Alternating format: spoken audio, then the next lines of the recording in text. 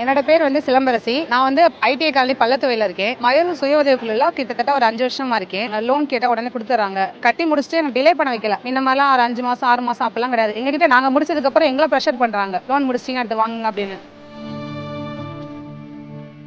இது வரைக்கும் ஒரு 8 லோன் வாங்கியிருக்கோம் சார். ஒவ்வொரு லோனும் வாங்கி கட்டி முடிச்சதும் அடுத்தடுத்து லோன் அதிகமாக கொடுப்பாங்க சார். ஸ்டார்டிங் 5000த்துல நாங்கள் லோன் வாங்க ஆரம்பித்தோம்.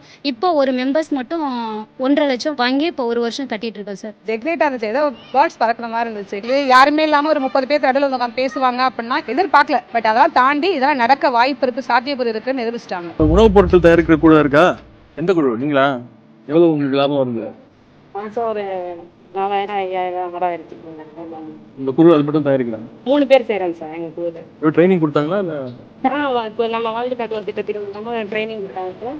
அந்த ட்ரைனிங்லையும் கலந்துக்கிட்டு ஒரு 3 பேர் செய்யுது. களத்துல நின்று பேச ரொம்ப பிடிச்சிருந்துச்சு. மக்களோட மக்களா உட்காந்துருந்தாங்க. மக்களோட மக்களா தான் கேள்வி கேட்டாங்க. அவர் துணை முதலமைச்சரை தாண்டி மக்களோட பிரதிநிதியா நின்னாங்க. அது ரொம்ப பிடிச்சிருந்துச்சு. குழுவை பத்தி நிறைய கேட்டாங்க, கொஸ்டின் நிறைய கேட்டாங்க. இந்த குழு எத்தனை வருஷம் ரன் பண்ணுது, ஆர்எல்னா என்ன, எவ்வளவு அமௌண்ட் இன்சர் கொடுத்துட்டு இருக்காங்க அப்பெல்லாம் டீடைல்ஸ் கேட்டாங்க. சிப் பண்ண பத்தி பேசினாங்க. அப்புறம் லோனோட டீடைல்ஸ் சொன்னாங்க. எங்க கூட பேசுனது வந்து இன்னும் எங்களுக்கு எக்ஸைட்டா தான் இருக்கு, கனவா தான் இருக்குன்னு நினைவான்னு தெரியல.